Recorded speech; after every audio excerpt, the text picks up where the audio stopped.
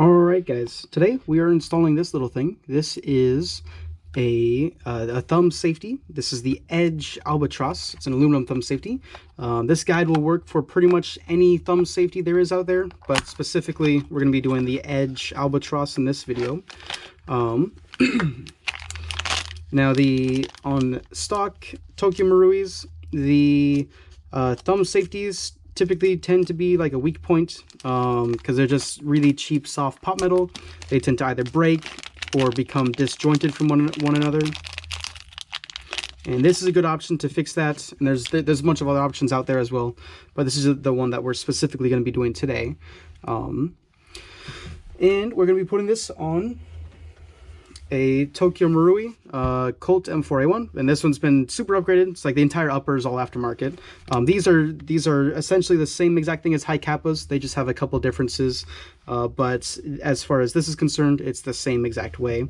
And I'm going to show you the easy mode way to do this change. So obviously you need to remove the slide,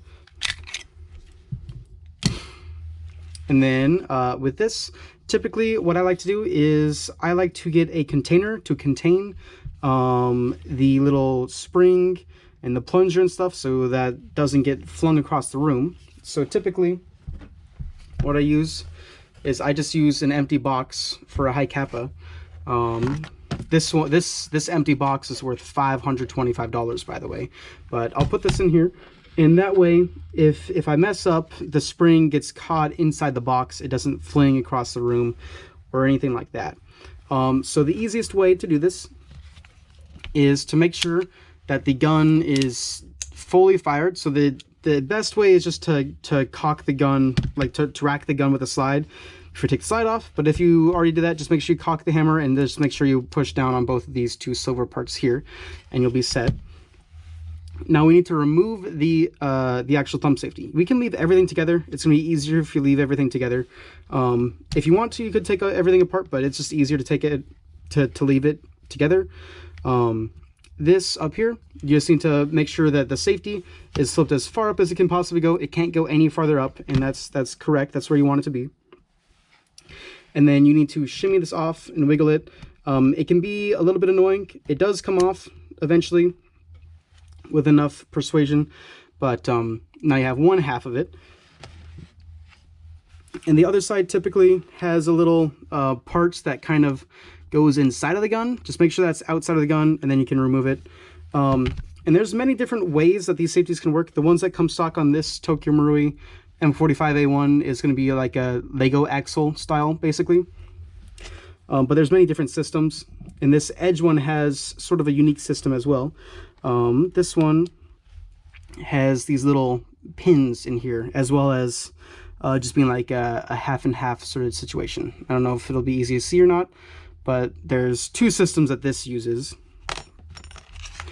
But basically, you want to put the back side in first, so the side that's like the safety you would use if you're left-handed. That one, so it's the right side, but it's the left-hand safety. This side needs to go in first. So it's best if you flip it over, and then just make sure that you have it in the hole, and then make sure that you put it in when it's up like this, and then you can pull it down behind, like in this case it's a grip panel, but in other cases it's the frame. It depends on which gun. Just make sure it can freely swing back and forth in there, like so. And then you need to have it upwards a little bit when you put in the other side. Now the other side is a little bit tricky. You will use a flathead, and with the flathead I grab onto the silver pin and I pull it all the way back.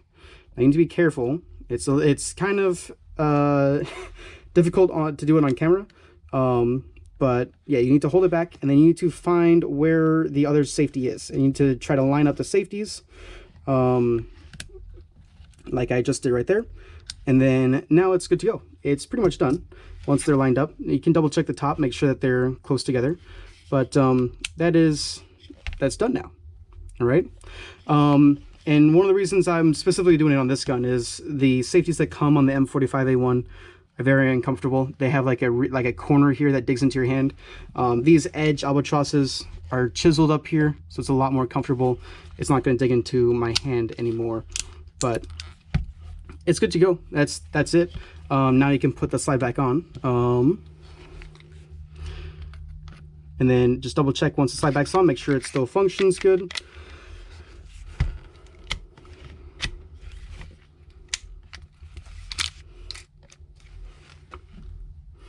Where did I put the pin? There's the pin. All right. And now it's done. And I picked this because this is the same color as this. I know right now in the light, it looks like it's way different color than this, but it's actually not too far off as far as color-wise compared to the grip. Just as with this light, you're not going to be able to really tell, unfortunately. But you got to make sure that it does function, goes up and down, cocks.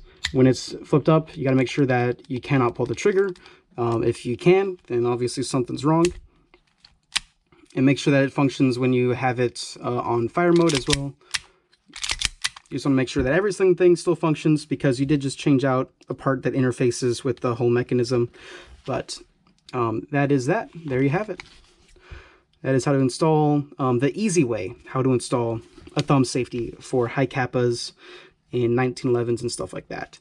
And so that's the end of the video, basically. I am going to ramble on a little bit because this is a short video, and I need to be a little bit longer for YouTube purposes. But basically, if you guys don't know, Tokyo Marui 1911s, basically exactly the same thing as a Hi-Capa. You can do pretty much all the same upgrades. There's some things a little bit different. So like on this particular model, the upper that comes with this gun has a bunch of proprietary or semi-proprietary things. I have a bunch of stuff on my desk. I'm sorry. So like it has, the blowback unit is different from a normal one. And then same thing with the hop up is different from a normal hop up, like Hi-Capa hop up. But the easiest way is just to completely build your own upper with like an aluminum Airsoft masterpiece slide. And you can just do everything like you would on a Hi-Capa normally on there. Although these guns are, the magazines are pretty small. So there's not a lot of gas that these can hold. So you need to make sure that the gun is very efficient. If the gun is not efficient, you're going to have a hard time. So like the easiest way to do that, like if you're building a 1911, sort of like the #1 thing you want to do is going to be a low power blowback unit, which is what I have in this.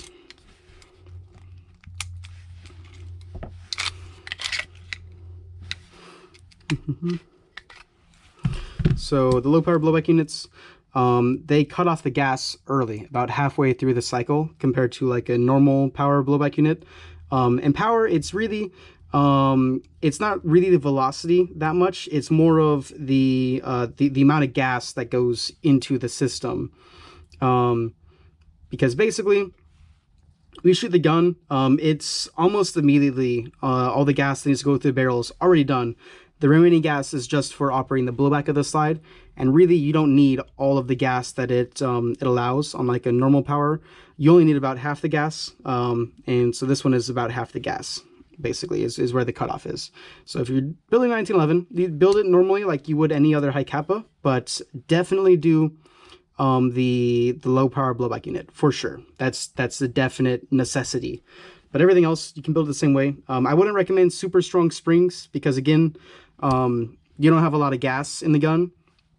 And if you have really strong springs, like if you have like a super strong recoil spring, you're gonna have a hard time with getting through a magazine.